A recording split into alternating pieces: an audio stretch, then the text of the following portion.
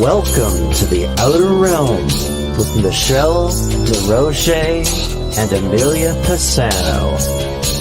Airing live on the United Public Radio Network, 105.3 FM in New Orleans.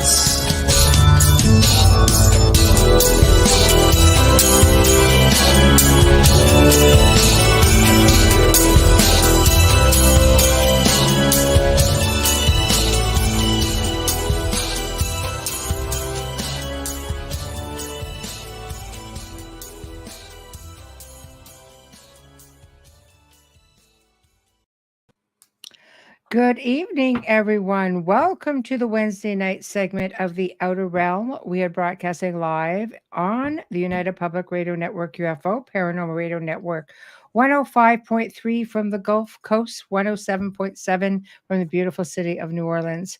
We are fully sponsored by the amazing people over at Folgers Coffee, who have been a part of our journey since the very beginning. So thank you, Folgers. We couldn't, nor would we want to do it without you. Also, thank you to Justice Snicker, a.k.a. Dr. Snick, the Sonic Surgeon, for his contribution of his time, his music, and his voice for the intro that you just heard. He's an award-winning composer of Halloween, horror, sci-fi, and dark wave electronic music, which can be found on all of your favorite music platforms. Also, big thank you to Steve McGinnis, the artist behind all of the banners and logos here at the show. Check him out on Facebook and Instagram. Also specializes in the horror genre and does phenomenal commission pieces of all sorts.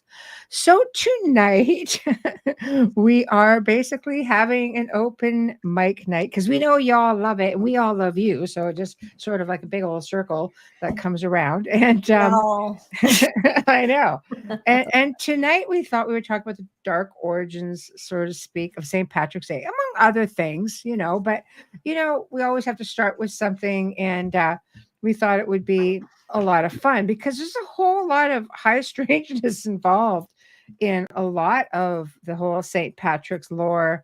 And it really goes pretty deep. Like you can get into druids, and you can get into wizard fighting and all kinds of stuff. It's like, if you're a researcher like Michelle, not me. Yeah, well, I got into births and deaths on this day and crazy facts about St. Patrick. But if you're a researcher like Michelle, yeah, you're gonna dig deep and you're gonna find druids. I find it shocking because growing up, other than St. Patrick's Day in school, right, we didn't really.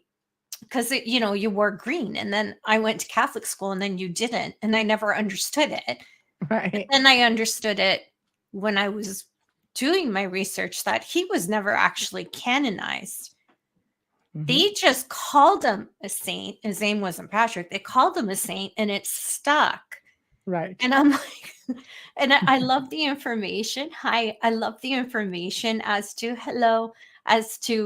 why he wasn't canonized because of the time. I'm like, yeah, okay, St. Peter and before that. So give me a break. Mm-hmm.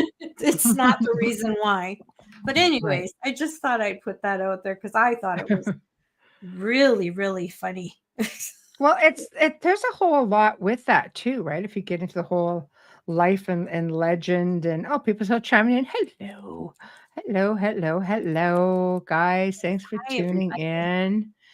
I just thought that was funny, and it anyways. It goes, besides all that, it goes a lot. He's best known for what? Driving snakes out of Ireland and shamrocks and green deer and green clothes and parades and celebrations. Yes, there weren't any snakes in Ireland. I know, but there's actually a whole lot to that. It's actually not so much that it's totally different. Like you get into stuff, like he was actually a slave for a really long time. Yes. He had visions. There was encounters with wizards, angels, devil, magic. There's a whole lot of freaking fun stuff with that. So where do you want to start? Because you go right ahead with all the weird ass stuff after. I'll follow because I'm gobsmacked. When I looked at this, I went, I just think that everybody should know that John Wayne Gacy was actually born on St. Patrick's Day in 1942. Ooh. Just saying. But there's a lot to, and I'm a Pisces, and there's a lot to the serial killers. There's a lot of Pisces. Just saying. The way they all just go crazy on St. Patrick's Day.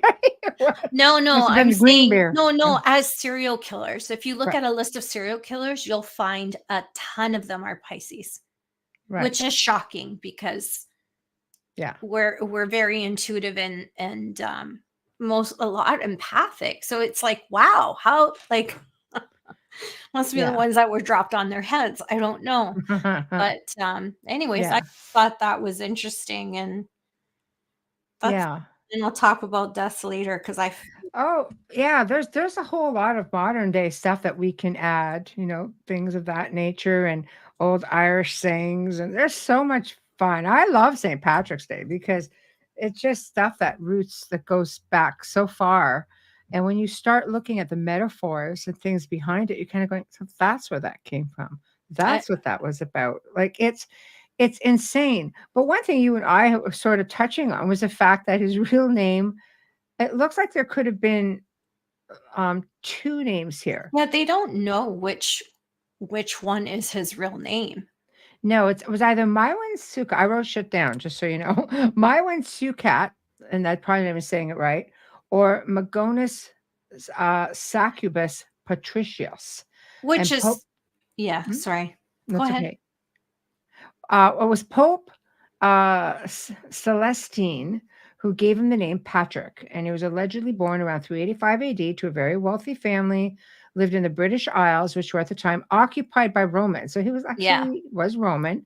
Yeah. Not quite clear, however, if the family was from Roman the parents. If they was aristocrats or not. It's also not clear if his parents were of indigenous Celtic descent. So he lived a peaceful life until he reached about 16. He was taken from his family by Irish pirates, no less, put into slavery along with thousands of others.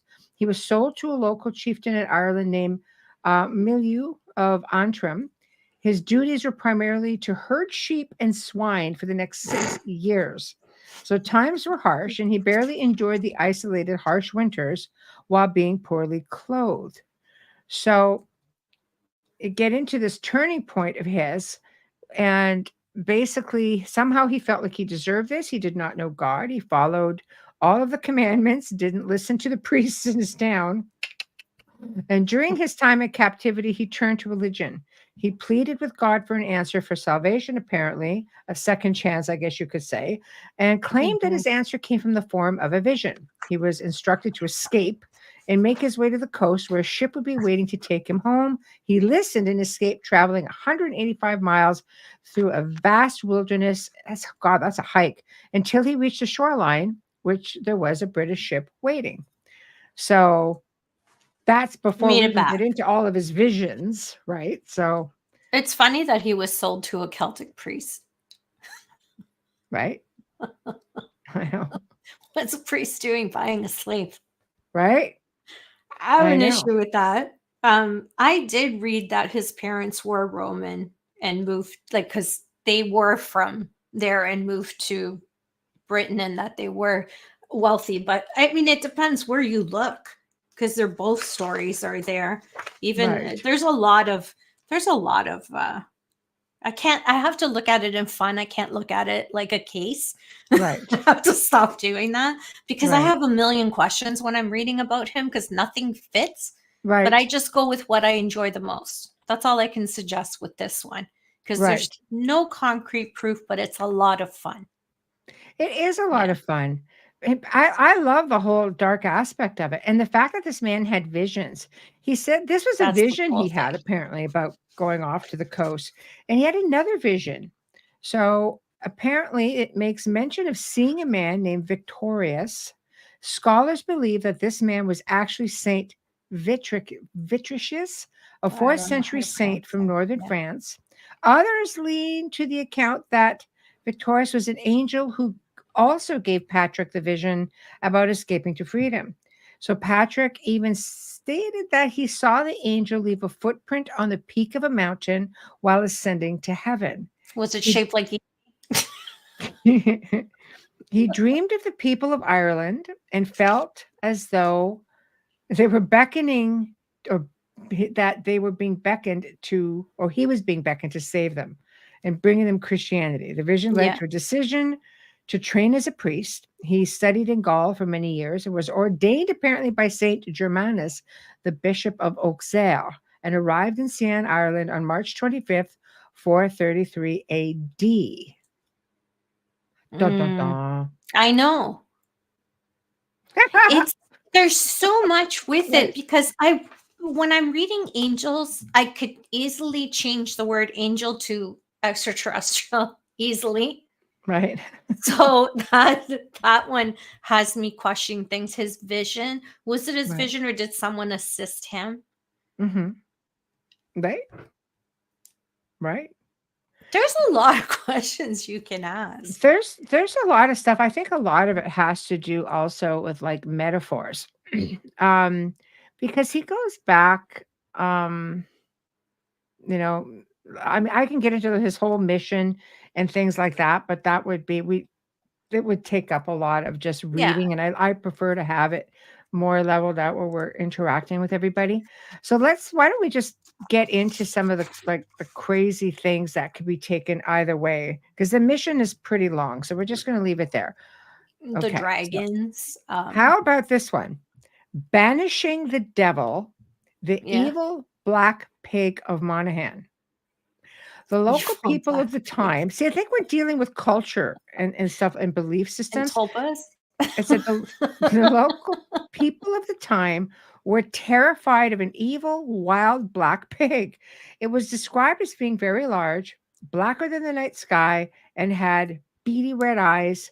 And no pig should have that, apparently, according to the writings. It was considered to be a bad omen. It would appear in the dead of night, caused chaos on landowners' properties, destroyed farm crops, scared other animals, grunting loudly. And the people were so scared to venture out after dark. But it sounds like a wild boar, doesn't it? Exactly. So the farmers asked local warriors to hunt down the beast before it caused further damage, and the bravest of the brave searched everywhere for the pig, which was nowhere to be found. So along comes St. Patrick to the area, arriving in Ireland, and people all over came to meet him. The town people came to listen to him and said, "If your God is so powerful, then catch the evil pig." So Patrick learned more about the beast and said, "I will catch this evil beast and banish it from your lands." So he found a large dark creature off in a field. The pig chased it until it slipped in the wet mud along the river. He raised his staff and proceeded to say the Lord's Prayer. He returned and reassured the farmers that they were now safe. Many years passed, and a farmer had found the imprint of a human foot and a cloven hoof. It was said that it belonged to St. Patrick, and of course, this tale is still told today. I love the stories. I do. I love the toasts that the Irish use. I think their toasts are so beautiful. Right. I really do. I love the culture. I love everything about them. Right. This pig thing sounds like a village story meant to, I don't know. There's tons of them. I know. Here's one. Encountering the devil in Wicklow. Okay, a lot of devil stories here. So this location is where St. Patrick and his Christian missionaries were driven away by a mob hurling stones. This is where he was said to have come face to face with the devil. It was once called St. Patrick's Rock, commonly known today as the Rock of Cashel in Tipperary. Local legend tells of a face-off between St. Patrick and the devil. Folklore says that Satan was hiding out in the cave and was defeated. In his rage, Satan took a bite out of the mountain, and the mountain today is called the Devil's Bit. This is where St. Patrick converted the pagan Munster king Angus McMutfrick to Christianity. The area of Cashel remains the seat of the kings of Munsters for the next 6 centuries. Why not? Munsters as in Herman, just saying, Munsters. Yeah, why not? The same way. So who's to say it didn't happen? I mean, this is where maybe this comes from. Oh, Diane. Hi, Diane. May you be half an hour in heaven before the devil knows you're dead. A Gaelic welcome and goodbye. I love that one. I've heard that one before. I love that one. I love watching. I love watching shows where they're drinking in Ireland and the toasts are just going one after the other. I love it. Right. I do. I really enjoy it. I'm not a drinker, but I do enjoy Hey, the toast. the They're just Irish are so fun. beautiful. They are a lot of fun and they're Fun. just so beautiful. The But toasts are beautiful. I love old folklore and tales. Like one thing when Joe and I did the Gray Zone, I touched on a lot of that, and I had so much fun researching it because I love to see where a lot of these stories come from and the belief systems of people. And it's not always what you think it is. Sometimes it really represents something else. Like let's talk about this whole banishing of the snakes. Okay. Mm-hmm. So, of course, they didn't all follow St. Patrick out of there. Like, come on, that would be a little different. But the most famous legend of St. Patrick is the alleged, I love this, banishment of all snakes from Ireland. He supposedly led them to the sea after they attacked him during a 40-day fast. However, it's believed that the post-glacial Ireland actually never had snakes at all. That this was due to being surrounded by water after the last glacial period, snakes simply couldn't make their way there. And it was simply too cold for them to survive should they ever make their way on, let's say, a ship. The legend was basically a tale that was told, symbolism, if you will, stating that St. Patrick had basically cast out the older pagan ideology. Remember, guys, snakes represent knowledge as well. That's something, if Mm-hmm. you really look into what symbolism and look at what things actually mean, snakes was knowledge. It's not So literal. basically he cast out the older pagan ideology, replaced it with the new Christian religion. Snakes were revered pagan symbols in some locations as well, so that's also another representation.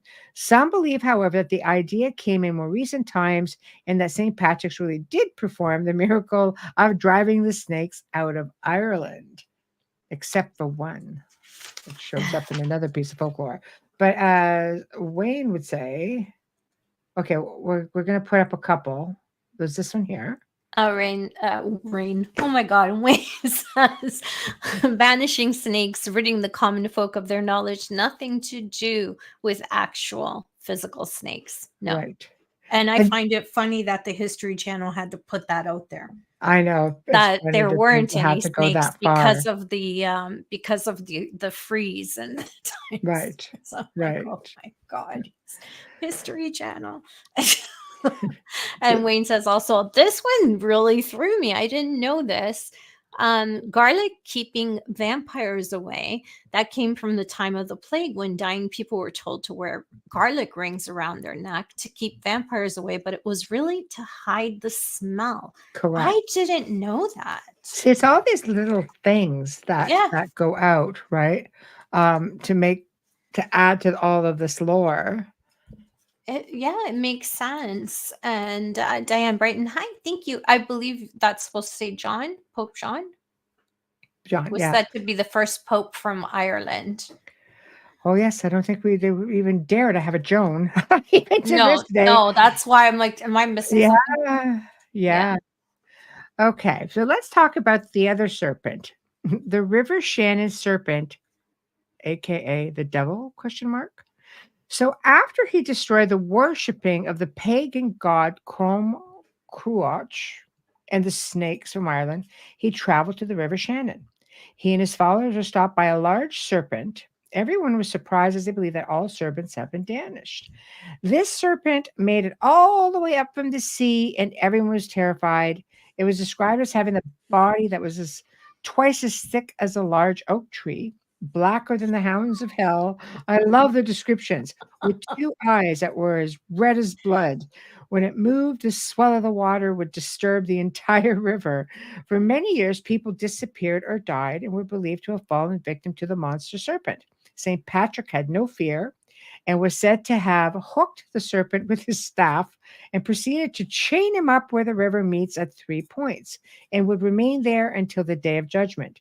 The locals believe that the devil took the form of a serpent to stop St. Patrick and would appear every 7 years. But I don't know. I'm starting to think St. Patrick is a fairy tale like Cinderella, but hi, Jonathan. Well, I think there's a lot in there for sure. I mean, let's face it. There's stuff. I mean, a lot of it is metaphors, but I think that's what makes it even. I don't know. I think it just makes it that much more exciting. I love the whole stories and the exaggerations, darker than dark. It's like catching the fish that's this big, and by the Yeah. time it reaches, the third generation, it was as big as the boat. And you just, I mean, we have stories like that in the family, and I kind of like, was it really that big? But when we get back, let's talk druids, wizards, and magic. And there's lots of stuff on this, but to break it down, let's go with this. So there are records of wizard battles in Judaism and Christianity, believe it or not. It's noted that Patrick encountered druid wizards who were kept on retainer, so to speak, by various pagan kings of Ireland. And two of these individuals were in the service of King Lolguire. They were named Lucet Mael and Lochru. As Patrick sat by the fire he lit, the king summoned him to his court, basically to see what he was all about. So once there, he found himself face to face with the druid Lochru, who proceeded to provoke him into making fun of Jesus. Legend states that Patrick uses mind power to lift Lochru into the air and smash him onto the ground until his brain was smashed into pieces. Well, it's not very Christian-like, St. Patrick. Burning witches was. I know. So it is said that in reality, St. Patrick knelt in prayer until the druid fell and was dashed to pieces on a rock. Now, his encounter with Lucet Mael involved both men challenging one another to a miracle contest as to who could control the weather better. In the end, it became about whose god could set them on fire. So no one dares to dye the rivers of St. Lucet Mael's day. Dares to dye the river. Okay. I guess that must be for St. Patrick's Day. So St. Patrick is said to have caused the murders. Okay. This is a little really dark. He was said to have caused the murders of approximately 800 druids. And he also allegedly destroyed an army by summoning an earthquake. How does one summon an earthquake? E.T. Oh no. I'm having trouble. I noticed Diane wrote that it is Joan. Joan, okay. I looked it up and it's not. I don't know where that book comes from. I looked it up on different sites. And one site says there was never, and it's Irish Americans, by the way, that says they've never had an Irish Pope. And I do have an Irish Pope, but he wasn't Pope.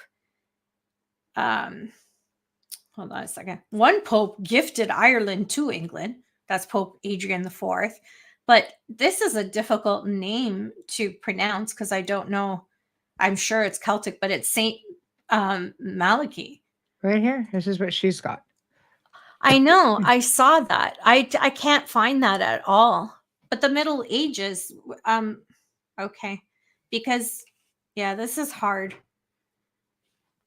I'm looking it up. I want to find what you find. I'm not saying you're not right. It's called just saying the Book of Kells.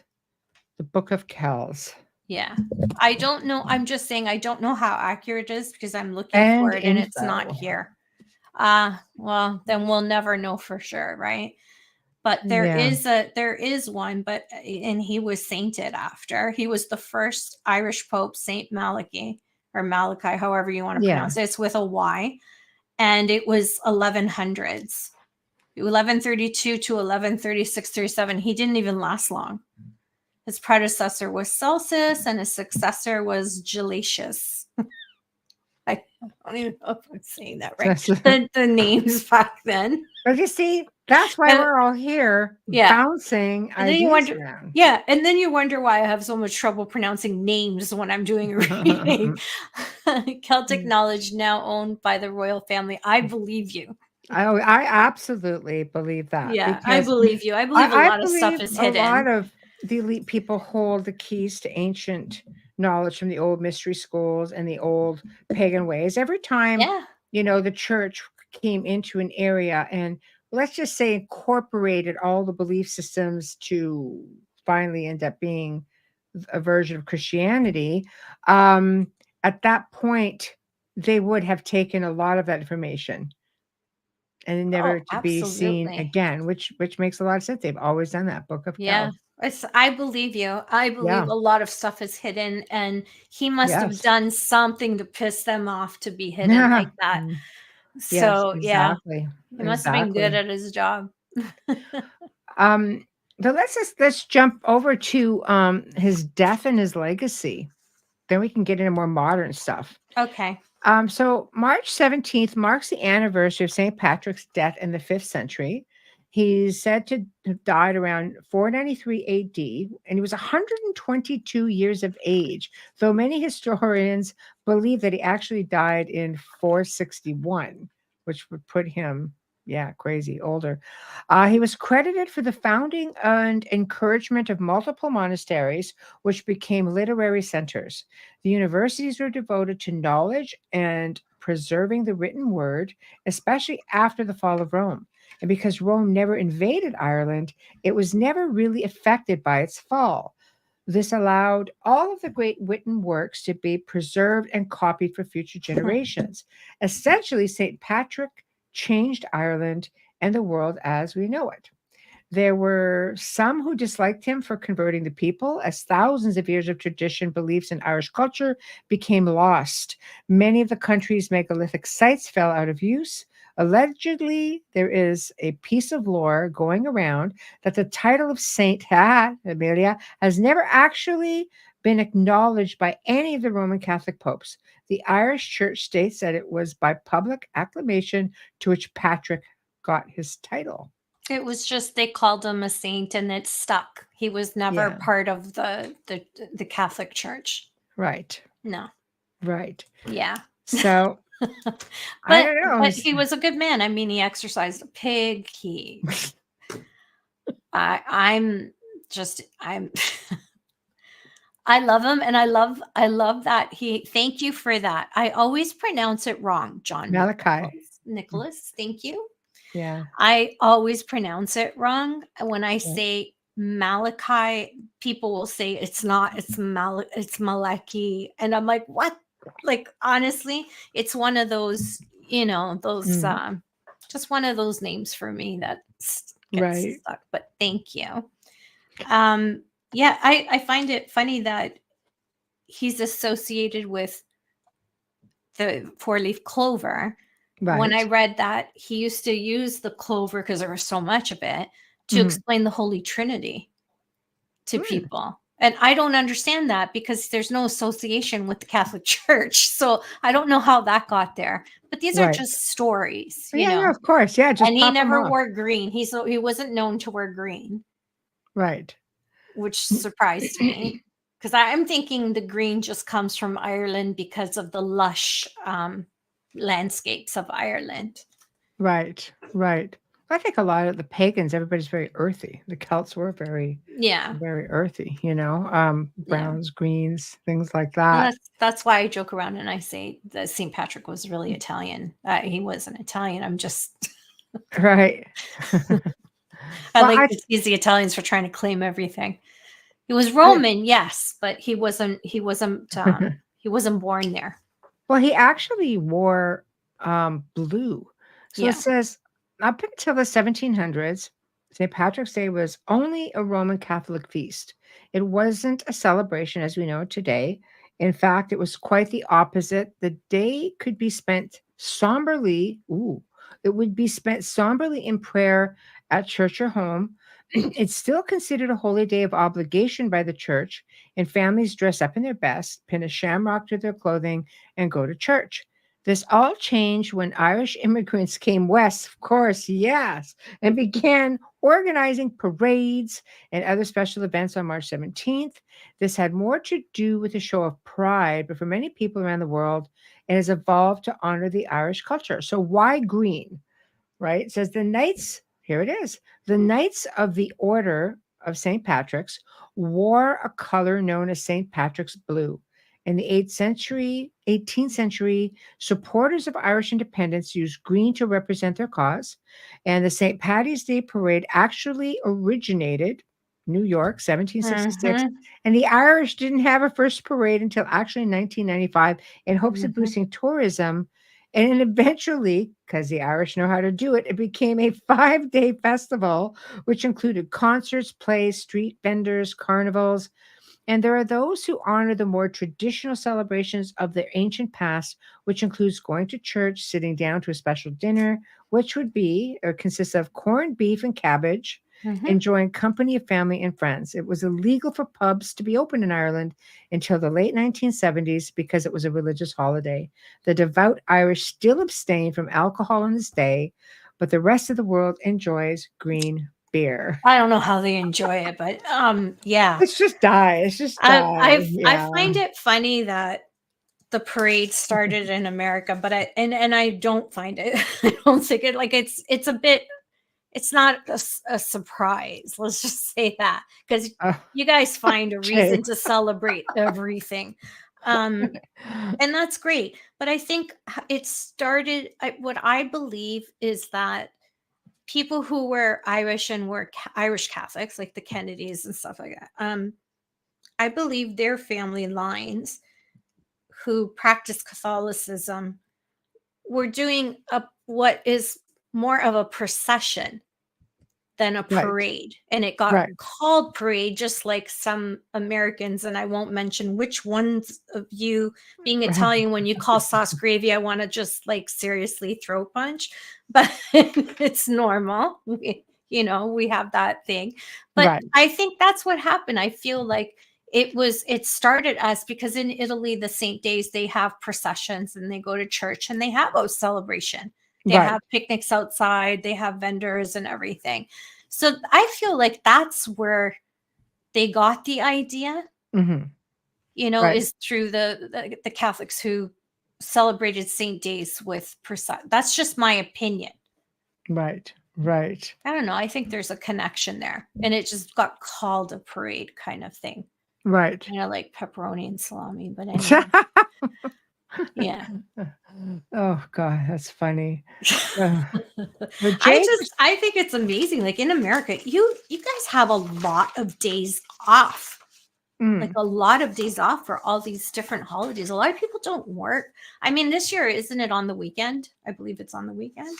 I believe so. Yes, that it's makes Sunday, it even more. That makes it even more Sunday. fun. I just want to give a shout out to Jay, who co-host on the Church of Mavis with Jeffrey Pritchett every Friday night at 8 p.m. Eastern Time. And you can find him with Joe Montaldo and one of our new hosts, Leah, on Wednesday nights just before us. And of course, you can find Jay again with Joe on News on the Flip Side on Friday nights, which would be 10 p.m. Eastern. Sorry, Joe, have to do the Eastern thing. I can't keep all those times straight in my head. 9 thank p.m. you for being it with us tonight. It is awesome. Yes, it's on Sunday. Yes, it's on Sunday. So Sunday is Patrick's Day. Yes. Sunday is St. Patrick's Day. I love some of the old popular Irish blessings. So we have them that says, may the road rise up to meet you. May the wind always be at your back. One of my favorites. May the sun shine warm upon your face. May the rains fall soft upon your fields. And then it goes, and until we meet again, may God hold you in the palm of his hand. There's so many just beautiful ones. Then you have, may the leprechauns dance over your bed and bring you sweet dreams. I love that one. That's cool. But leprechauns kind of remind me of gnomes. I'm not really a fan of gnomes. Everybody knows that. So I don't know how I would do with the leprechauns. But yeah. May the roof above us never fall in. Beautiful. May the friends gathered below it never fall out. If you're lucky enough to be Irish, you're lucky enough. I love That's that cute. one. I That know. first one that you read, the first time I heard it was at my wedding, and someone gave me a toast, like 400 and whatever May the people I road had there. rise up to meet you. Yes. Yeah, it's a nice one. A friend of mine, he was our MC, and he read that, and I was just like, and he's Sicilian, and he used that, and that was the first time I ever heard it. But I was really young when I got married too, so. But yeah, it was the first time I heard it, and that's when I started getting into it more and trying to understand more and talking to friends who are Irish about them, because I thought, oh my God, these things go through generations. Their families carry them, and they compete as well, which is fun. Right? It changes also, I think, as time goes on. And I tend to wonder if young people still embrace it the same way as some of the older generations, because you don't really go around, saying a lot of this stuff. Like life is like a cup of tea. It's all in how you make it. I know. Just right. They're just great. So cute. I know. So, okay, you've got people. I could go on and on just with the sayings because I love them, but you've got the births and deaths. Okay, hold on. Yeah, Jay says he believes the top 3 cities that celebrate St. Patrick's Day are in order: Chicago, New York City, and Savannah. I think you're missing Boston. But Chicago is huge because of the Green River. Right. Yes. Right? That's huge. Yeah. So you've got like what, famous deaths or something? Okay, for March 17th, St. Patrick's Day. Let's cover some of those. That sounds fun. Thank you. I would like to start with births. Births, okay. Yeah, because there's less. There's more deaths on St. Patrick's Day, which was when he died, than there are births. Births: Nat King Cole in 1965. King James IV of Scotland. And an incident that happened on March 17th of 1932. There was a German police raid on Adolf Hitler's Nazi headquarters. Now, this is before the war. This is 1932. Right. So that's before the war, which I found, wow, like 1932, they raided, and like, what? How did he get out of that? In 1905, on St. Patrick's Day, Albert Einstein finished the quantum theory of light paper. On that day, he finished it. In 1861, the unification of Italy between Giuseppe Garibaldi and King of Sardinia, Victor Emmanuel. I can't even read my own writing. In 1901, Paris. It was 10. Can you believe I can't read my own writing? Yes, I do. This is crazy. I'm there. We're going to leave that one because I'm trying to. Oh, in 1901 in Paris, on St. Patrick's Day, 10 years after the death of Vincent van Gogh, 71 of his paintings were put on display in the museum.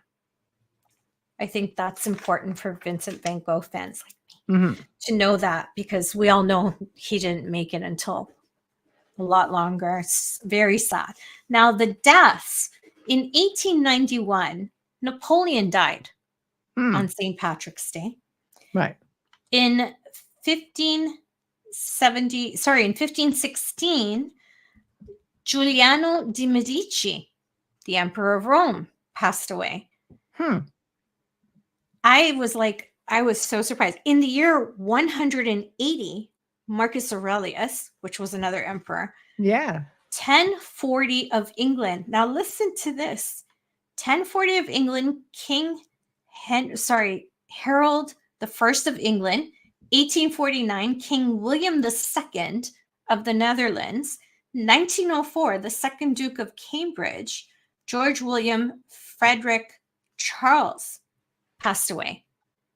That's a lot of monarchs to die on the same year. Right. The same day. Sorry, not the same year. The same day. I found that, you know me, I like to just like look at things. But all the synchronicities. I just thought of all the you know, one monarch was born on St. Patrick's Day, but then you have 4 of them that died on St. Patrick's Day. How many families do you know that have the same death date? That's crazy. I thought so. Yeah. Because I these can't are all pronounce the that day. same. 1516 Reinitz Gabot. Say that 3 times. Initiated in Germany. Yeah, I was going to say, is that a German name? Yes. Oh, wow. Yes. I didn't write that down because I couldn't say the word. I know. I'll always give it a whirl. Jay. I might butcher it, but it's easy to type it. I could have typed that too. I'm impressed you typed it. I won't know if you spelled it right or wrong because I don't know. But I literally did not put that on the list because I couldn't read it. I'm like, no, not happening. But it's just interesting. I like to look at things like that. What happened on that day? And, you know, and I was just really surprised at how many deaths opposed to births. I find it all fascinating. Like I said, I love the ancient of everything, but I love to see how you know, it rolls into modern times.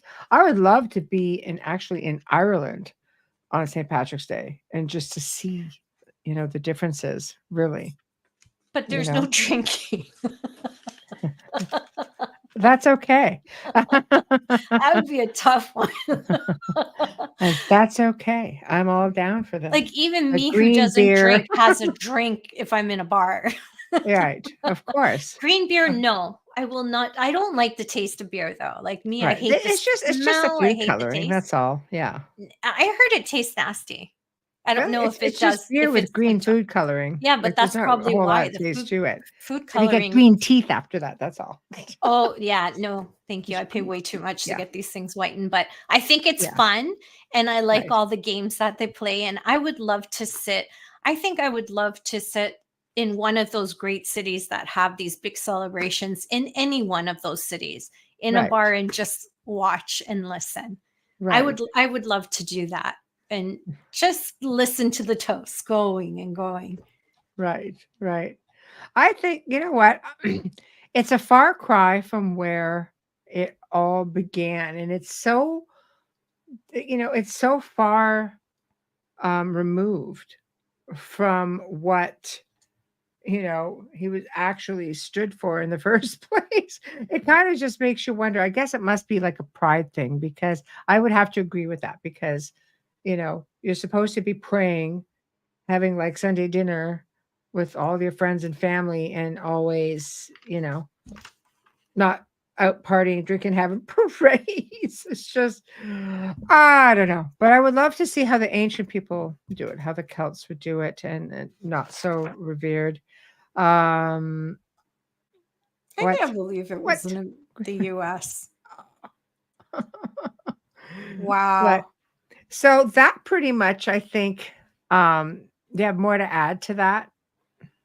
I'm just looking right now. It says records show that a St. Patrick's Day parade was held on March 17th in 1601 in a Spanish colony in what is now St. Augustine, Florida. The parade and a St. Patrick's Day celebration a year earlier were organized by the Spanish colony's Irish vicar, Ricardo Artur. More than a century later, homesick Irish soldiers serving in the English military marched in Boston in 1737 and New York City on March 17th. Enthusiasm for St. Patrick's Day parades in New York City and Boston and other early American cities only grew from there. Wow. Yeah. And it's as we know. I was right. Boston is a big one too, because it says in New York City and Boston were canceled. We had the big C 2020 and 2021, and they returned in 2022. Yeah, Jay says they're like 9 or 10th as far as size and attendance goes for Boston.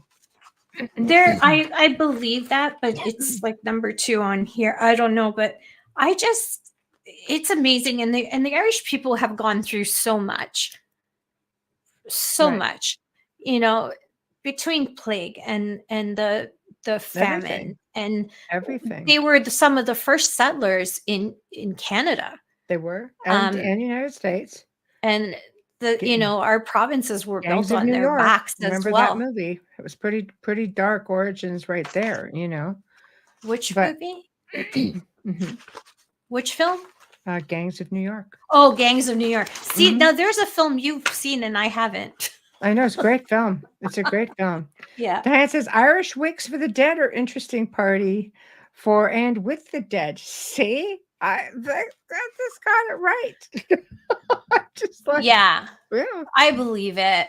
I believe it. See, and I've got here, just to go back a little bit. Corned beef and cabbage was an American innovation. Mm-hmm. The meal that became a St. Patrick's Day staple across the country was an American innovation, while ham and cabbage were eaten in Ireland. Corned beef offered a cheaper substitute for impoverished immigrants.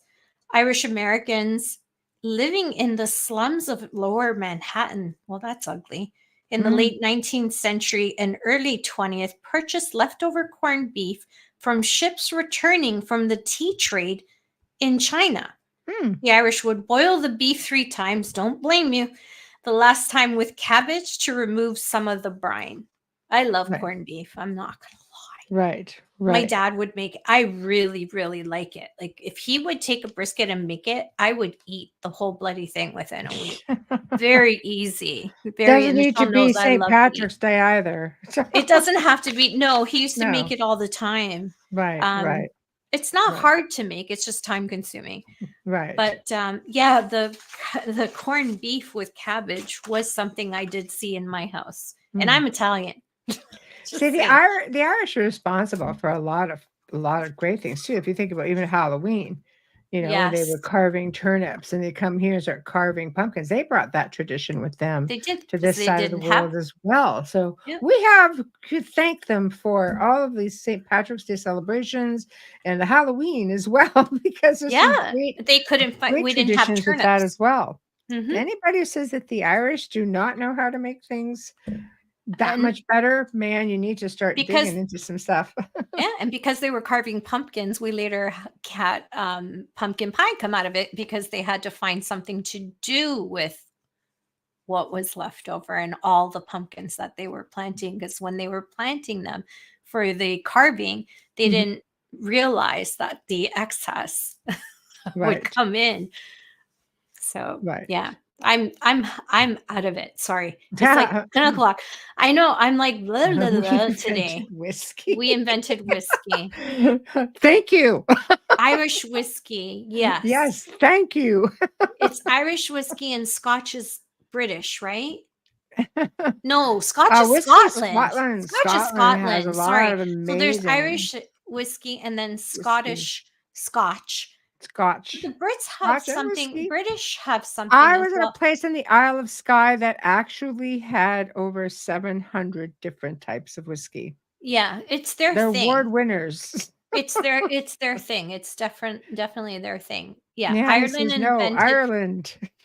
Okay, and the Scottish would tell. Well, the Scottish have Scotch. They don't call it whiskey. Right. Now, some of you must have come over here because Canadians have a whiskey that they are very proud of, Canadian Club, and awarded. So, just saying. But they have another word for it too. Rye. Right. Yes, they do, because of the wheat that they use. Jameson whiskey. That's Irish. Absolutely. The Jameson. I don't know. I don't drink whiskey.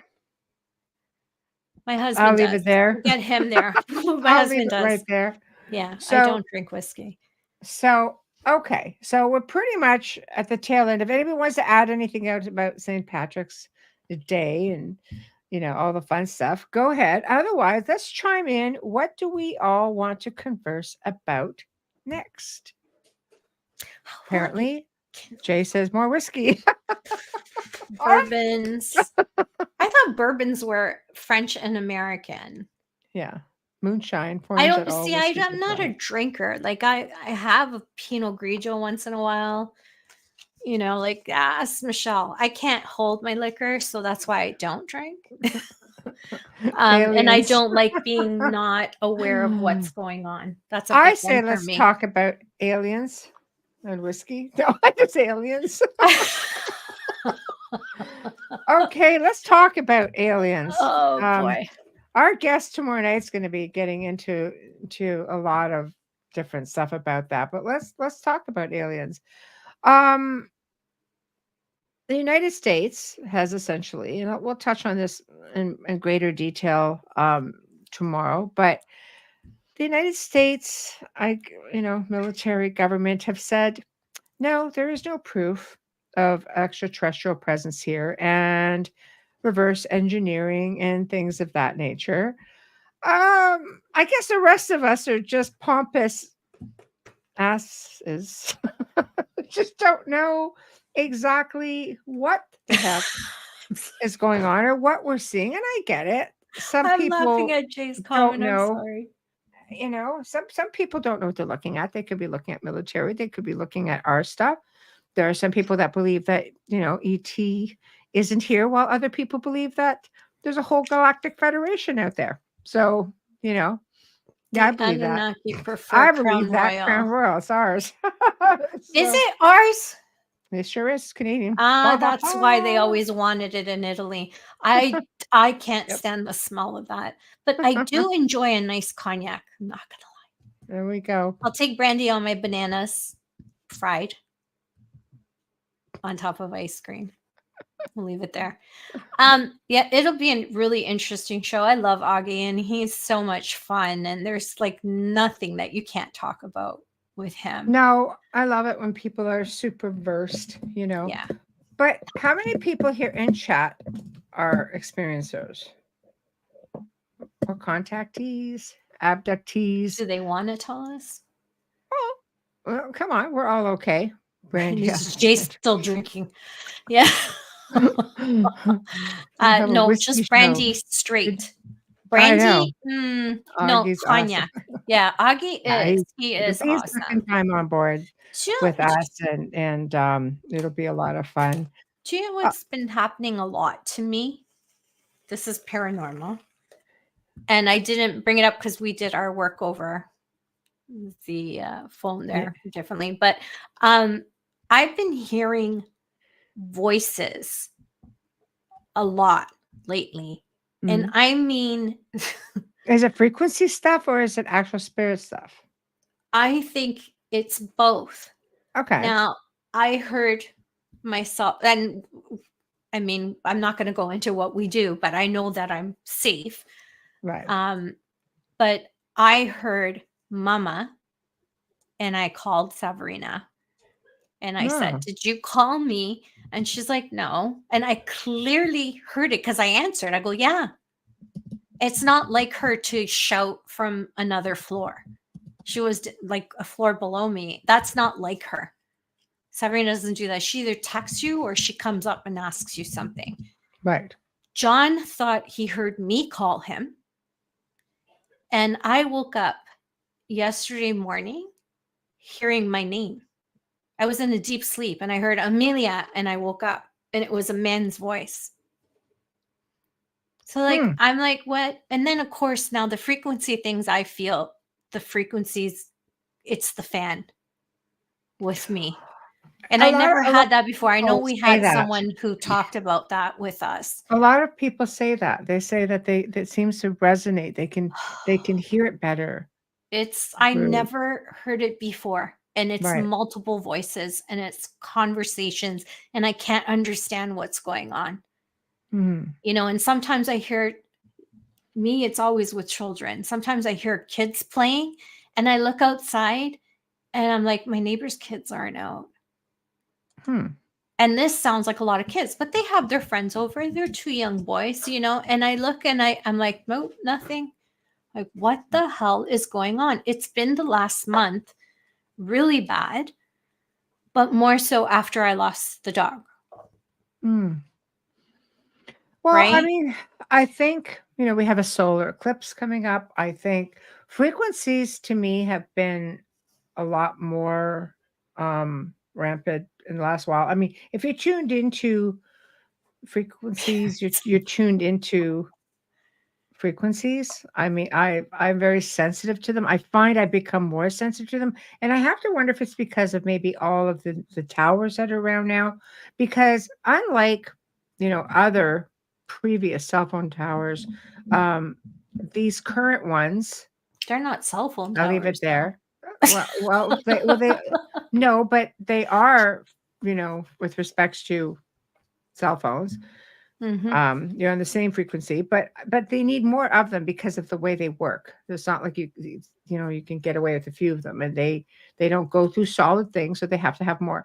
So with that being said, I wonder if that is sort of amping things up, or I wonder, do you think if the collective consciousness is just Louder. becoming more, people are really putting things out there, and maybe we're tapping in dimensionally, maybe we're hearing more That's that a good way. point. People are waking up more. We're evolving, we're becoming aware, and I think in doing so we are projecting more as well, and we are hearing more and receiving more.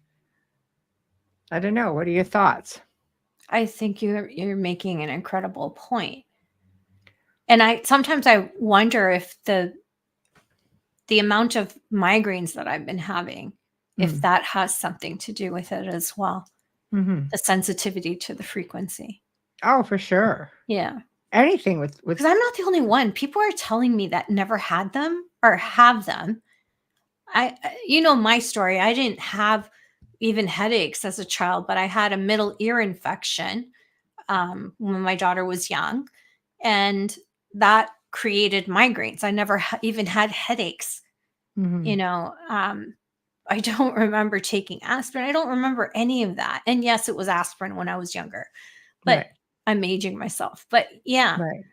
So sometimes I wonder if it's just too sensitive for me. And that's why I get more of them.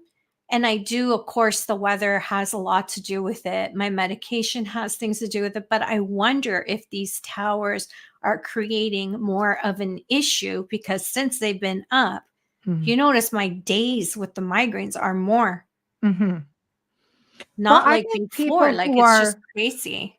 I think people who are sensitive, on average, whether it be like Jay says, telepathic, whether it be empathic, people who have abilities on average, I think, will we connect to frequencies a little easier, sometimes just differently, and some people more so than others, and I think with that, um, we tend to, I think it's just being tuned in. And when you Mhm. tune in, I mean, let's face it, it can be very draining. You've had Yes, how many people I've met through my life. It's like, oh, doing readings is draining. I get drained from people. And it's not I like get drained people from people. intentionally set out to drain other people. I mean, you get your psychic vampires are out there, but there are people who don't intentionally set out to drain people. Sometimes we as people have baggage. That's the way it is. We have lives, we have busy lives, we have, good moments, bad moments, and in turn that projects outward, and sometimes it affects the people out there a little bit differently. So I think maybe it's a little bit of everything. But I know with frequencies, it's just been, that's just through the roof. And sometimes Oh, it's it's crazy. painful. Sometimes it's painful. It screeches. It hurts. It's I find for me. it is draining. It's tiring when you're fighting it off. It's like, oh my lord, like seriously. But anyways, I just thought if anyone's going through that as well, share it with us. I'm really curious. Mhm. I Yeah, chime in, people. every day is is new, learning stuff all the time. Mhm. And I know I don't know all the answers, Mhm. That's part Um, of the journey, though, is we're here to continuously evolve in one form or another. So that's on many different levels. And if you had all the answers, you'd already be fully evolved and wouldn't have to be here. I know I'm evolving because I'm finding myself saying I don't care a lot more Yes. than I used to. So I do know. I'm like, I really don't care. That doesn't apply to me. It's not part of my life. It doesn't matter. And Right. it's okay to say that. It is okay to Because you say need to that. protect your own energy. You do. That's Yeah. where grounding comes in. Yeah. Well, I do ground a lot. That Right. I do. Yeah, grounding, it just helps you to stay focused, so your energy is not all over the map. You just keep yourself in check, you know? Yeah. Um And the weather's getting nicer. Spring is next week. So you can start, at least in this part of our country, you could start going on the East Coast of North America. You could start going outside barefoot. Mhm. Getting there. Do Yep. some earthing. Oh, Okay. beautiful. So Oh, we'll get to some of the comments. We'll start okay, with thank you. Wayne's. Yes, Wayne. We must remember how the statement was worded. We have found no evidence of extraterrestrials or back engineered craft. Mhm. That's likely because those same people keep that evidence well hidden. Yeah, just like the Vatican. Pretty much. Yes. Yeah, Marty, a UFO was seen directly above this spot before a house was here. Used to be the local hangout. Did you hear Mm. that from neighbors like before you moved in? Did you hear any like kind of stories that you can share with us? Dun, dun, dun. Yeah. Wayne's going back to the passing Yes. of Um, with reference to your pup. yeah. Oh, my baby. Mm. um, Wayne says, Amelia, my mother's cat, passed away, and before anyone could tell her, she already knew. She told us that the cat came to her in the evening and addressed her as mom and told her that I'm And gonna then cry. continues the other part. She also Told told her her. not to worry, that she was safe and happy. Oh, I'm gonna cry. Yeah, See? I'm see, choke up because I picked up his ashes today and I cried all the way there and all the way home. I went by myself. But Yeah. anyways, yeah. But you know Um, what? Some of these animals, if you know, and Buddhism teaches you, and I think, you know, we have had people on the show who are animal communicators who have said the same thing. You can reincarnate here pretty much in any form that you choose. So I even though some swore. people might come back, as I know, you know, I had a little chihuahua pass, you know, maybe about 3 years ago Yeah, now, big and she was just personality. like a little human, and she basically, you know, was an old soul, and she was really smart. She was very cunning.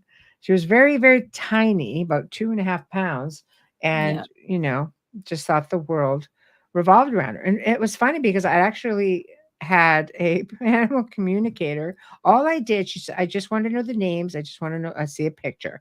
That's all she asked for. And I remember her saying to me, she goes, okay, the little brown one thinks she's a center of the universe. And I remember sitting here thinking, yes, and she is. What's the problem? Like, you just pegged that little So personality cute. So so cute. perfectly. I She was, know. yeah, her and Versace had the same personalities and that big personality. I swear a lot of him reminded me, and this is going to sound crazy to people who don't have pets. A lot of his personality reminded me of my grandfather, who I was very close to. And he passed away 31 years ago. And Mhm, we had Versace for 15 years and 7 months. And I feel blessed and honored mhm. and grateful for that. Oh, Um, absolutely. Marty says, my friend just decided to tell me one day when he found out where I live, totally silent, bright light. Wow. See, That's, so let's yeah. chime in with that for a moment. So, I mean, I grew up north. It was not uncommon for me to see crafts. And this is in a time, again, you know, we're talking about aging ourselves, but here it is. This was in a time where there were not satellites in the night sky. You know, so when you saw something in wee hours or during the day, something just zinging across, then stopping, descending, going up, very silent. And we lived in a valley. So we definitely, you know, you would hear something. If it was any sort of sound to it, you would hear it. It would just echo. Mhm. And we'd see stuff all the time. We actually became accustomed to it and didn't really give it another thought. As a child, I used to watch the night skies. As an adult, you know, I had an incredible experience with a craft and never really thought much about it. So I don't know. How do you guys feel about seeing something like that? Right? How do you feel I think I'd be personally? fine. Oh, many people saw it. That is great when you have all those witnesses. Yeah, That is absolutely. wonderful. Do we know that it's real and it's not Well, how far military? back does it go? Yeah, how Yeah, far back does it go? Because I that's mean, really now, cool. there's a Now lot of everybody takes controversy pictures. that that they're all trying to say, no, it's not a thing. Back engineered crafts, kind of like, well, I call BS Mm, on that personally, because I think there's a lot more to it. 70s. The Yeah. 70s, yeah. So Yeah. I'm pretty sure it's safe to say that back then you would It have was had, real.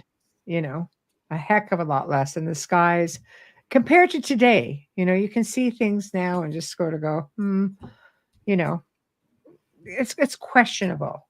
The I love the ones 70s. that catch you off guard, though. I'll have to ask, my friend Bart, if I could show a couple of his pictures, His because are he phenomenal. does tours in the south of France, and there was one photo he sent me, and he's up on top. I think it was a Bougarache or Mont-Saint-Cyr. It's one of those big mountains up there, and there was a woman standing there, and she was looking at something. And when you look up into the sky behind her, middle of the day, by the way, there's a flying saucer. It's a saucer shaped, disc shaped craft, clear as day.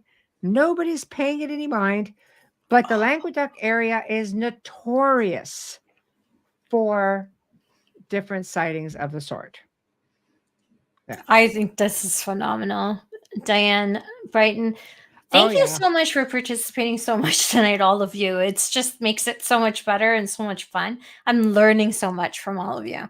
Diane says, I saw with my dad in 1978 a saucer like craft at 4 a.m. overhead near the Ontario Pickering power plant. That's a big deal. And it is. And let me Yeah. expand on that a bit. My son had a friend who lived in Pickering. I don't know how far from this specific power plant. They woke up in the middle of the night to a noise in their backyard.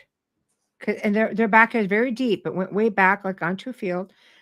And when they looked out, there was a craft that it was hovering over the back part of their property.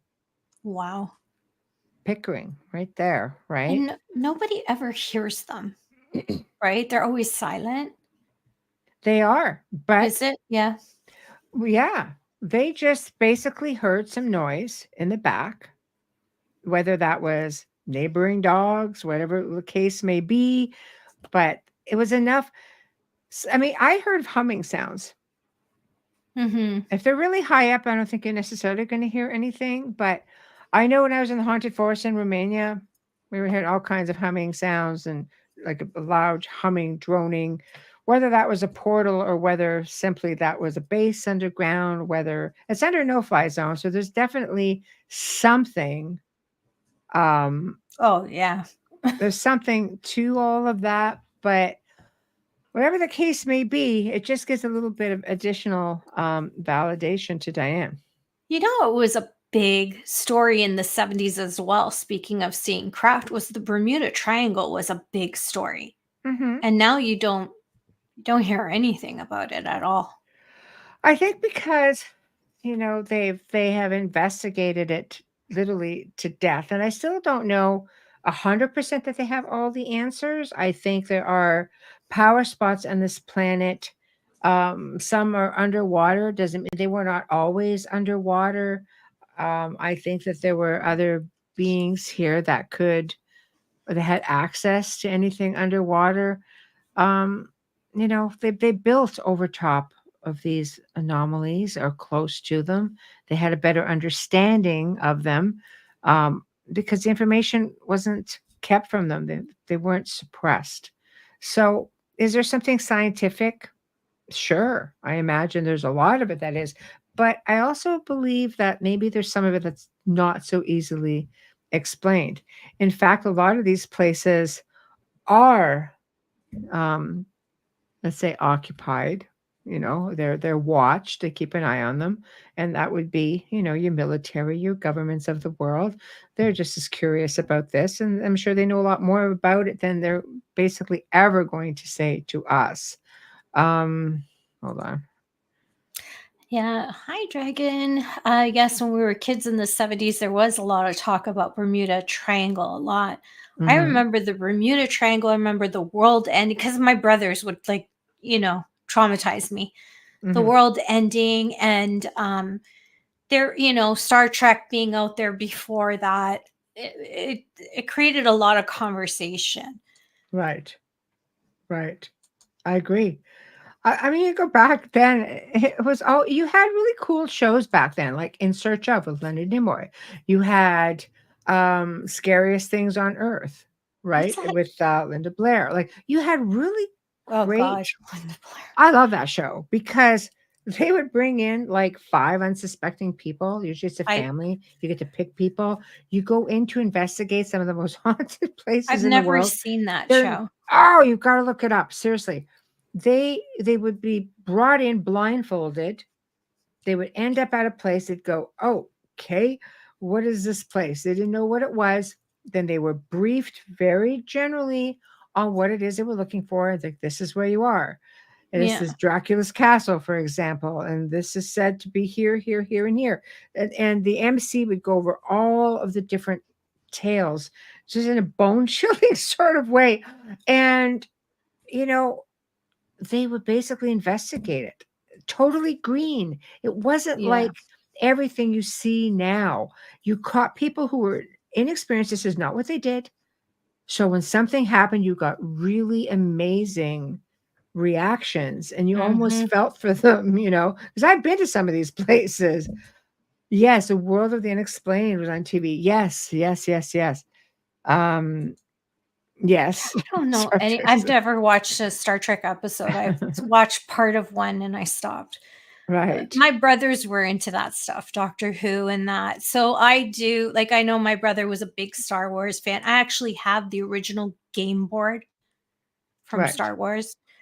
Right. I brought it to a place where they sell different things like this, and he told us that it wasn't worth anything, but I could leave it there. I'm like, yeah, right. So yeah, I don't have No. dumbass written on my forehead. Okay, like Jay's completely in Yeah. shock. What? Watch the I've Star never Trek. watched Star Trek. I've never seen Star Wars either. Right, like My what? favorite show on TV is The Big Bang Theory. That's how I know things. Right. Oh my Because gosh. they're science nerds, right? So they talk about all of these shows. But I Right. tried to watch an episode of Star Trek. Wes Coleman told me which one to watch too, and I go, "This thing is so ridiculous," but it's the original. You know, Right. They were ahead of their time. I mean, what people don't realize, we'll get your comment back again. Can no longer be friends. Don't call me when you're in trouble, Jane. Gene Roddenberry it was actually believed that he had met with the Council of Nine. We're getting exopolitics a little bit. He was just kidding, he says. Yeah, I don't know who the But Council of Nine are. we're looking at extraterrestrials, but Okay. beings of light, like really, really elevated. And it was determined, I think Star Trek came to be because it was a way of integrating, let's say, different races from different places, different planets, maybe, galaxies. Um, and, because if you're seeing it on TV, we're seeing the differences and we're like, okay, this is okay. We're okay with this, And they were supposed to meet again. I don't know how many years later, but he died. So he never got to do that. So it was really fascinating to me because this allegedly was really a thing. And I think it was arranged through, through military or government at the time. It's really fascinating. Really Do you fascinating. do you think he used that to write it in the show to see the reaction of the audience on whether or not they could discuss Yeah, this? I do. I believe that. Yeah. I mean, I think the idea was to try to maybe like an experiment, but it Yeah, just took off. reaction. Let's face it, right? Is it So, the pandemonium? Are we gonna be able to mm, talk to them about yeah, it? And I believe that we're a different society now and that it would not freak anyone out. It would be like, "Finally, you said something." I haven't spoken to I don't know anyone in my life who doesn't believe in ET. The ones that are a little bit skeptical, like I was before, was more fear based than anything. Like I've always said, I talk to dead people. So for me to say that there isn't an alien existence is just ridiculous. You know, it just doesn't fit. To think that we're the only people in the universe is just insanity. Of course. You know, I think there's many universes out there. I don't feel like we're the only one. You just can't get used to them coming into their bedrooms at night, or sucking them out of their cars, or like the intrusion part of it. I think is where people get a bit leery. And let's face it, there's a lot of the stories that are like, make people a little bit nervous, I think. Well, I think I watched part of Close Encounters. I did watch E.T., of course. I did see that movie, Jay. And I did watch Awakenings. And that other one, oh my gosh, I can't remember the name of it. I always forget the name of it. It's the latest one. And it was so incredible, where there's a craft and the scientists actually go in and communicate with them. I thought that was a friggin' amazing film. And if you watch the show, you've heard me say, I believe the fourth kind is real. I don't believe it's fiction. I believe that it's based on fact. Right. Mila Jovovich is not one to, I don't think she's one to play with stuff. I see her in a different, she's not Hollywood because she's not from here. No, but I could tell you something. Like when I heard the recordings that were used, they sounded a lot like some of the recordings I have. I've got like over 300 hours at least of recordings that have very garbled, growling or deep growly sort of voices. It's definitely interesting. There's a fifth kind. Well, I want in. There's a fifth kind film? Alleged fifth kind. Where is it? Film? Yeah. I want in. So, Yeah, the last film I watched was Oppenheimer, and I gotta tell you, it was phenomenal. A friend of mine, her nephew is in that. Is in Oppenheimer? Yeah. Oh, yeah. Cillian Murphy just became the face of Versace. Oh, baby. If he was only a foot taller.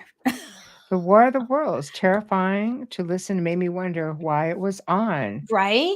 Diana, I have to agree with you. I do remember being afraid of that. I used to find Doctor Who fascinating. Yes. And the time machine thing, the phone booth. And I didn't always watch like the whole episodes because it was on at a weird time when I was growing up on a Saturday. Right. But I thought it was fascinating and I believed in it. Not gonna lie, I did as a child. I believed in it. No. Yeah. We're going to do a quick sponsor and station. I forgot. Can't forget that. I know. That's just crazy. I know. Right. Oh, I got it backwards. Oh. Dun, dun, dun. Dun, dun, dun. Yes. You are listening to The Outer Realm with Michelle Desrochers and Amelia Pisano, coming to you live from the beautiful city of New Orleans on 107.7 FM, as well as the Gulf Coast on 105.3 FM radio. We're live on the Roku channel as well and archived there. And we're archived on YouTube. Yes, we are. Michelle, The Outer Realm. Our archives are there. Michelle makes sure of it. So if there's anything that you missed, don't worry. Just go back there and check them out. We're no guests tonight. Our audience in chat and our listening audience are our guests tonight. We're talking about St. Patrick's Day, which is coming up, the dark, the light, and the bizarre of St. Patrick. If you're just tuning in, no worries, because you can stream our archives on any platform that you normally use. Search United Public Radio and then The Outer Realm to find us. Remember to click like and subscribe. Add us to your playlist so you never miss an episode. Kindly share us with your friends and family. You'll hear me say that often during this station ID. Share. Click. notifications so you don't miss anything.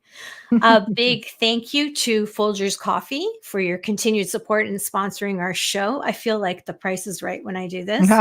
We Yes. love you. Thank you so much. We hope that you're still tuning in. Jojo tells us that they do listen to our show. They are in. I would love for them to come into chat and just say hi. Wouldn't that be grand? That would be fantastic. Swell. Swell. Swell. Swell. Gosh golly. Oh no. I know. And we still have one more night. Our fabulous banner and promo media is courtesy of Steve McGinnis, horror illustrator.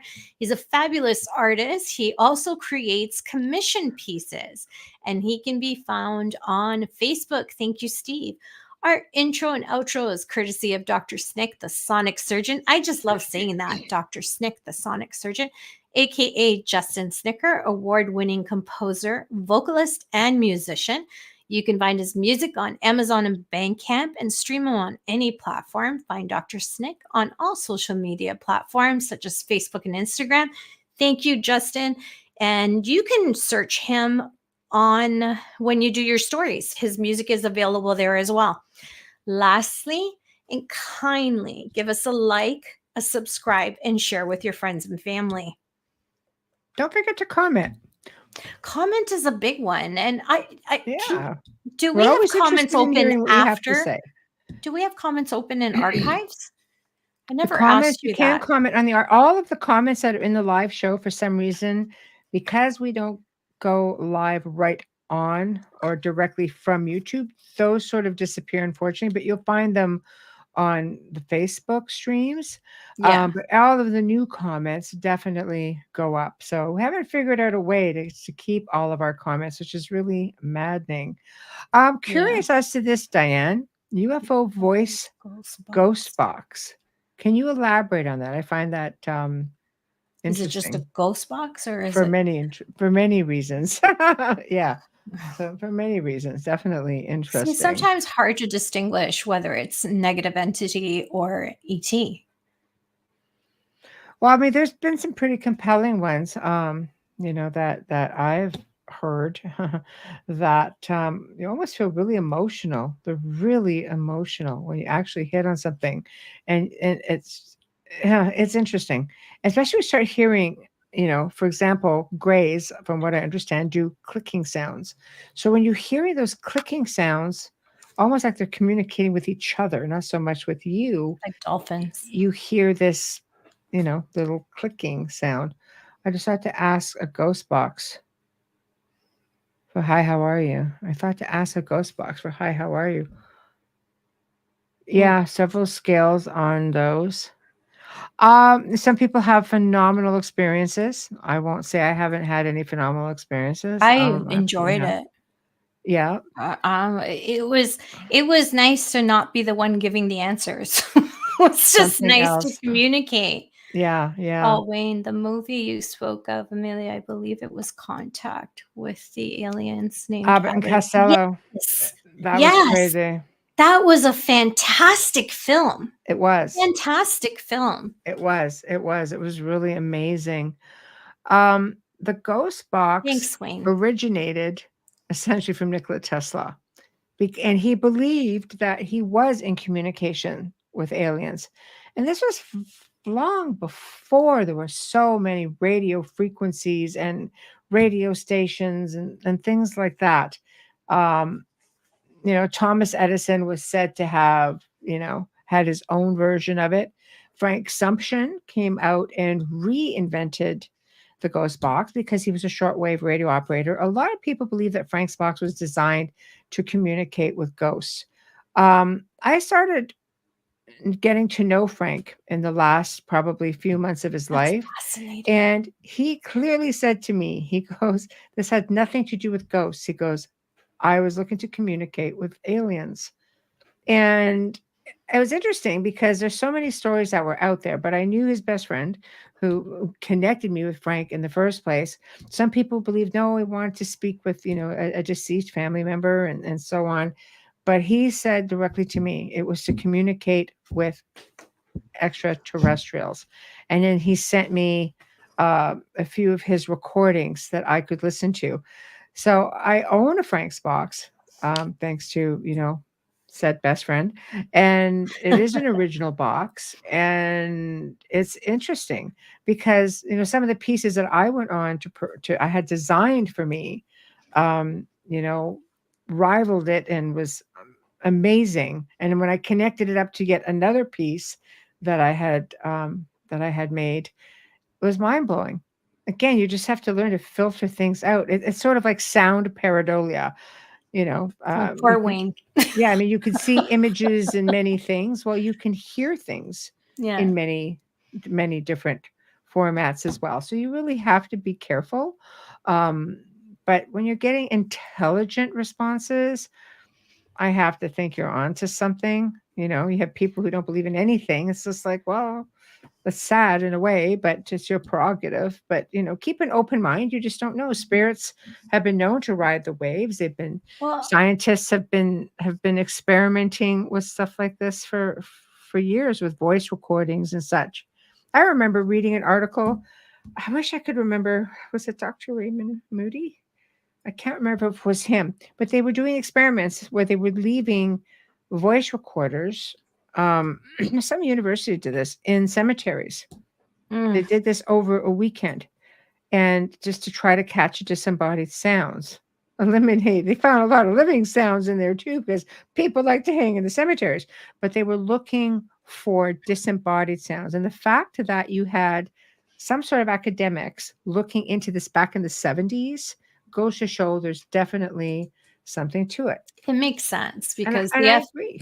Yeah, the FBI will bug cemeteries when there's a murder investigation. So, but it's just saying, if you didn't know that, like you have to be naive. But I had the privilege and the honor of being able to participate with you and Wayne with the box, and to say that I received information from a great grandfather from the 1500s, 16th century is just such an incredible validation and so moving for me. That's something I will never forget. There's so much good came out of it. I think again, if you can just get past the vocal pareidolia, as I say, I mean, I've seen people break down in tears. They hear the voice of their loved one, and you're not listening to some staticky voice coming through. The pieces that I had done were a little bit more sophisticated than that, but I mean, I've had spirits leave messages on old voice tape answering machines with a cassette tape. They left a message. It's pretty crazy because you hear this very light music in the background, and you realize the spirit is riding the radio waves. This is something, quite normal. Like they're just able to do it. That's sometimes how I wake up. They're compelling. I agree. Yeah, I agree. I truly believe that they are. Here's one. Diane says, I tried, experimenting with an old Sony voice activated recorder in an empty room overnight. How did that work out for you? I find careful with that. I find that I like old cassettes, and they don't have that pingy sound like some of the digital stuff. And you always record on one side, so you don't get a bleed through by switching it over. And you can't fudge it. It's like taking a Polaroid or a film camera. You cannot fudge that image. It sits in the negative. The only time it gets fudged is if it goes to a computer and it gets digitized. She got static sound. Sometimes static sounds are portals opening. Yes. Exactly. Yeah. And it's also easier. For example, some researchers will use that white noise static sound in the background while they're doing voice recordings and EVPs because it's easier for them to come through. It's just like doing a reverse feed on an old television that has that static channel, you can do a reverse feed with your cameras and catch images. See, I know stuff. She knows a lot of stuff. That's why I'm sitting here just like I know stuff. It's like the first time we met. I'm still like that. No. Yeah. So Yeah. there's something to be Thank you, said for Dragon. those static channels. You know, and sometimes you could just do it with music when you're dealing with these ghost box. I remember being at a location that I was asked to come into just to, and I don't do these very often, just to help somebody figure out who their spirits are, because there's a lot of investigators that want really benign situations because they're just obviously they don't want to put themselves in harm's way, and I don't blame them. So I went in with this thing, and we were in a location where, I mean, honestly, maybe if you had one radio station, that's it. So the spirit apparently loved music. So I went in and I started asking questions, and I said, "Oh, can you play, some of the Fab Four?" I was always careful about what I said, the Fab Four being Beatles, right? And all of a sudden the Beatles came on. Then I said, "Oh, how about that old Blue Eyes?" And then we got Frank Sinatra. And I go, "All right, a little bit of the King." And we got some Elvis. I went on, and I hit every genre of music. Now remember, we're in the middle of nowhere. You have maybe one radio station. We couldn't pick up on, I mean, it was sketchy at its best, but we knew it was a radio station. Yeah. And it played every genre of music, which maybe it did. But on demand, to me, I found very, very interesting. On demand is the big one. That's the big thing when you're using things like that and having those conversations. That's a question you have to music. No, I think you have to be words. Yeah. And people who are really reaching to communicate with a loved one who's passed, you have to ask yourself that question.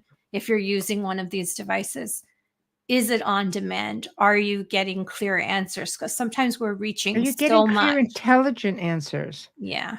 And you always have to be careful. It's like anything. If you're communicating with something that already, if you're thinking something, you have to go in and just blank thoughts.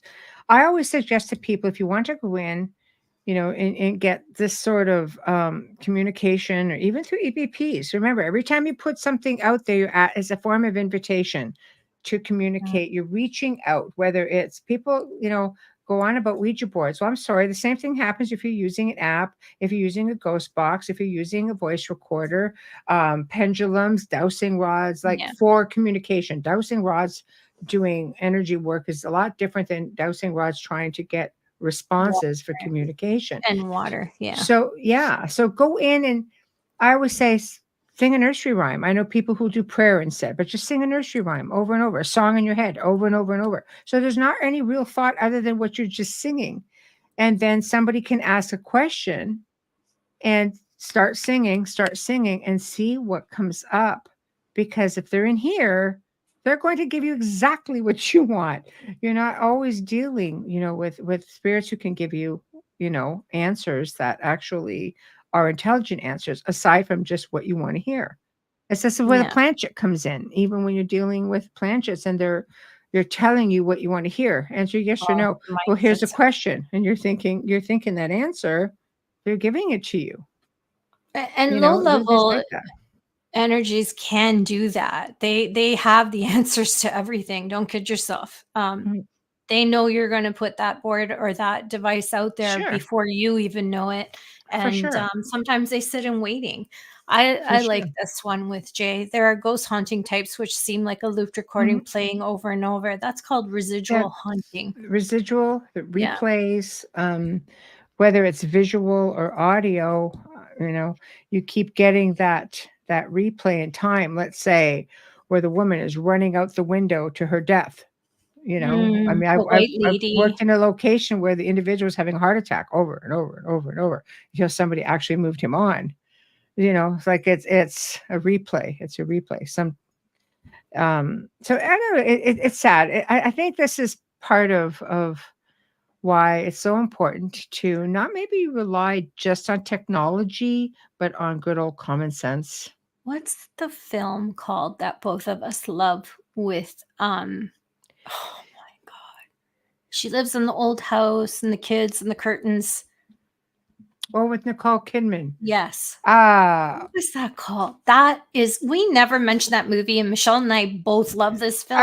And I'm drawing I don't know what it's called. Sorry, I know. I'm drawing. I have a really bad memory because of my medication. So like my memory. I have no excuse. Michelle has just had a really rough month, but I just have a million things going through my head all the time. Yeah. That The Others. Thank you. Yes. Thank you. That's 2 movies I had to rely on the chat room tonight. Yes, The Others. What a great film. And the perspective. And you don't see it till the end. I don't want to ruin it for anyone who hasn't seen it. I highly recommend it. It will surprise you. Worth watching, and it's so accurate on so many levels. Like The Sixth Sense, you get to the end and you go, holy crap. What just happened and how did I miss it? What just happened and why didn't I see this?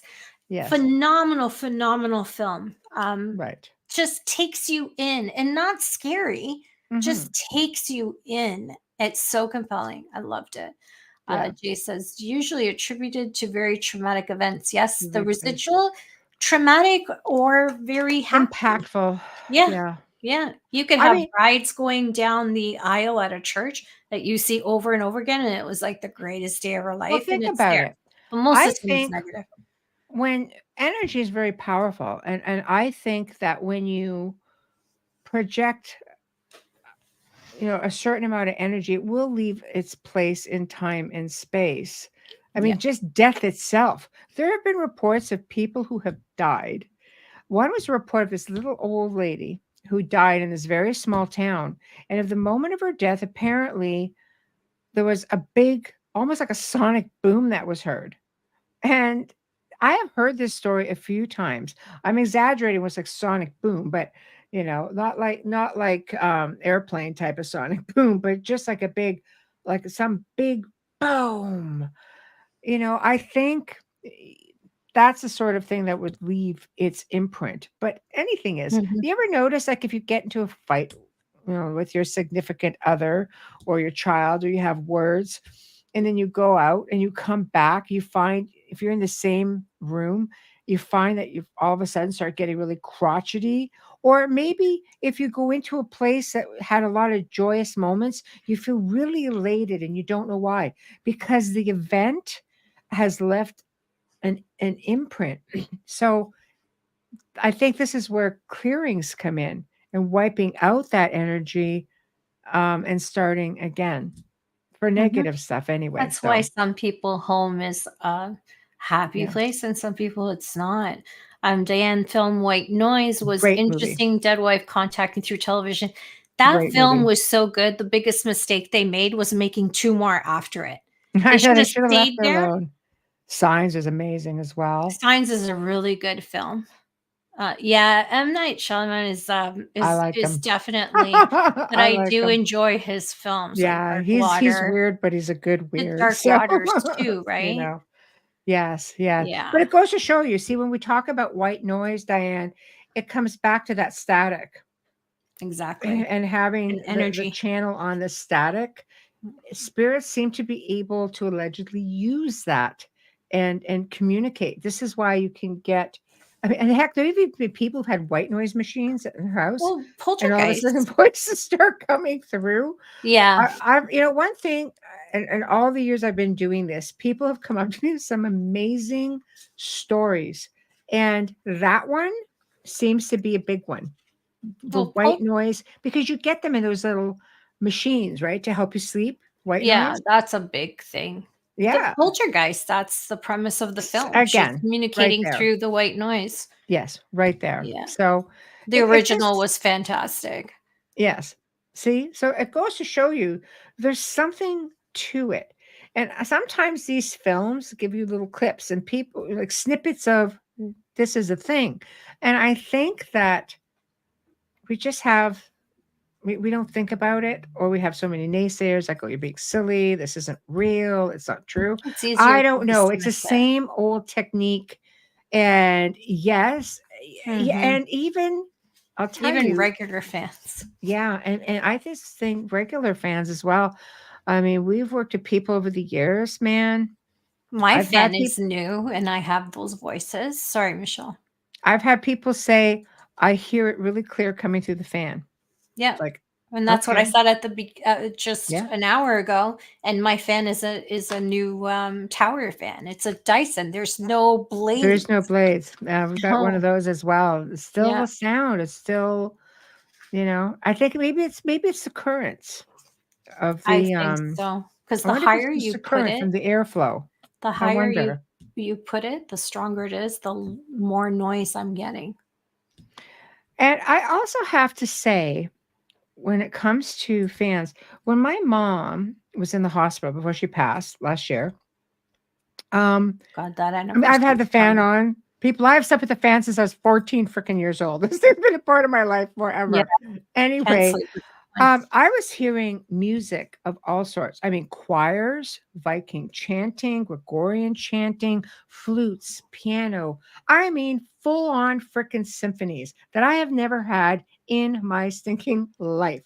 When my mother passed, I mean, one of them was almost like angelic stuff because I was almost in tears. I woke up like just, whoa, what is that, right? And when my mother passed, everything stopped. This was going on night after night for about 3 weeks. And interestingly enough, my mother had a friend who was a very gifted medium. And she said to her, she go before she passed, and when they spoke, she goes, "The angels are singing for you." And I thought to myself, well, shit, that could be a thing because I'm pretty Hmm. sure that's what I've been hearing. Anyway, everything stopped. Now I'm lucky if I hear, I mean, don't get me wrong, I'll hear piano, I'll hear I think flutes. you're I still on the hear that stuff. anniversary. You will. Yeah, I don't I know. think on the anniversary, it's going to catch you off Maybe, guard. I just see maybe, it. It's going to catch you that, off guard. lineage stuff for sure. I believe all of that, but I believe it's in No, spurts. because now I she was wants hearing to this stuff validate it. every day. Yeah, Sometimes I'd be in the car driving. I'm still hearing it. It was constant. I'm like, I must be I losing my remember that. freaking mind, right? Yeah. So all I know is just that they find a way. They do, right? There you I go. believe it through an air conditioner. That's a big, loud fan. It is for That's a sure. really loud fan. Like you For can hear sure. that from the other side of your house, Yeah. you know? But you know what? People just, guys, try. If you're getting something, just mark it down, document it and see how often it happens and Mhm. document the conditions.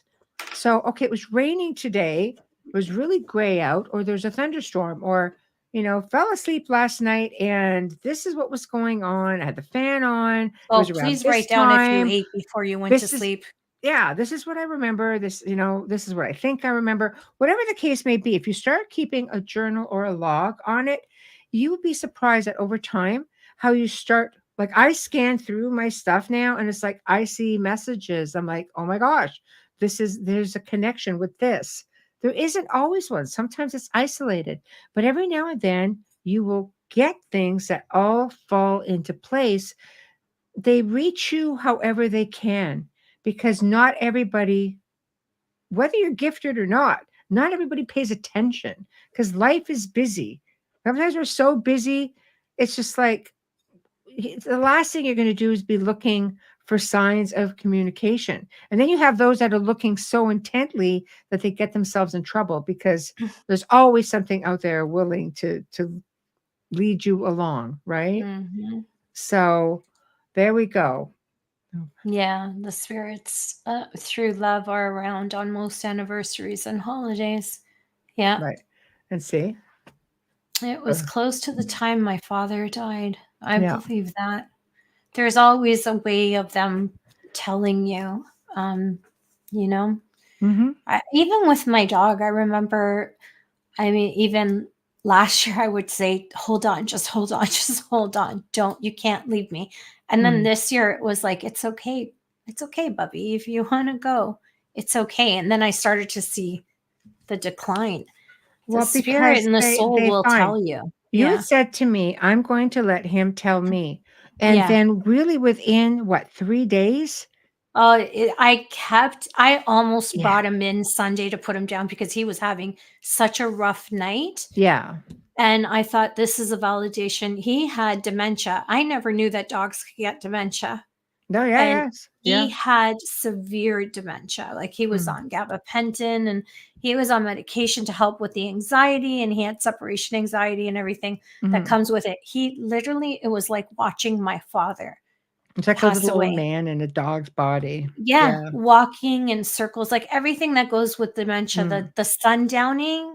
Right. Oh my Everything. gosh, like, Yeah. shocked. It started when I started reading about it, and when the vet told me, I started to look at the way he was acting differently. Then you realize, yeah. Yeah, it See, it clicked, but happens with he pets got as well. really, we said we're gonna take him home Yeah. on the Thursday after that appointment. We're gonna keep him and bring him in Monday. And we did. We spoiled him. We did. Right. But he spoiled us. The love Right. that, and we don't deserve dogs. I'm just Yeah. saying. Right. But yeah, I let him tell me, and I remember that Sunday how bad it was, and he would walk to exhaustion and then Yeah. sleep, and You realize pretty he slick. kept wanting me to pick him up, and that's also a sign. Puppies will want to be held. Remember when PETA kept coming Yes. and you're like, what is with her? And I said, when they start to pass, they look to get all the love and cuddles they Yeah. can to get in Well, before she they passed, go. yeah, in my arms. She actually Yeah. passed. She stopped breathing like 6 times. I revived her. I just couldn't take no for I was just not gonna take that for an answer. Like, No, no, no, no. I held Versace when he went too. I've Yeah. never had to put a dog down before, so if I'm talking too much, I apologize. I've never Mm. had to. My dogs have passed from natural things, Right. or I've had 2 that got hit by cars, Right. but I've never had to do this, so this was really hard. And to have a dog for almost 16 years, It's I mean, tough to have one. it for any time, any length of time, Right. it gives me, I have great admiration and respect for people who take senior dogs home and help them. Done that And many times. Yeah. yeah, I You have a have great to deal of give them, respect the the last last few few years. months or weeks or Yeah. um Jay says, like our world, the other realms have multiple ways of communication. I wanted to put that out there because this is really important. I think people neglect or fail to see the fact that it's not just what's here. There's so many other different possibilities, realms, dimensions. There's all kinds of them, and we can't just assume that everything is happening in the now because it really doesn't. Um, Pet reincarnation. I got a doozy. We do show a pet reincarnation. We most certainly will take your doozy and put it out there. I But swear to with you, my that, grandfather's in that dog. I'm just saying. with that being said, we are pretty much at the top of the hour. And as always, guys, it was a lot of fun. You guys made it super fun. And we just sort of got all over the place and we really, got some interesting stories out. So thank you all for participating with us and hanging out with us and sharing your comments and your stories. We appreciate you all so very much. And big thank you to the people over at Folgers Coffee who literally are a part of the Outer Realm family. We appreciate you guys so very, very much. And thank you for continuing to have the faith in us to continue on. Big thank you to Dr. Snick, Justin Snicker. We appreciate you very much for your ongoing support. And big thank you to Steve McGinnis. We're just really fortunate. We have a great network. Our producer, meh, I know he's listening. I know we love him. Joe Montaldo, we love him. So, anyhow, tomorrow night we welcome back Augie Nost, and we are going to be talking about this denial of ET existence and reverse engineering. And it should be a lot of fun because we're going to roll it in, with exopolitics, which is always that's always a hit and miss because people like, that's ridiculous. And other people like, no, it's a thing. So I'm really anxious to see where this is all going to go. But either way, it's going to be a lot of fun. Thank you again for tuning in. Join us again tomorrow night and get into the discussion. Good night, everybody.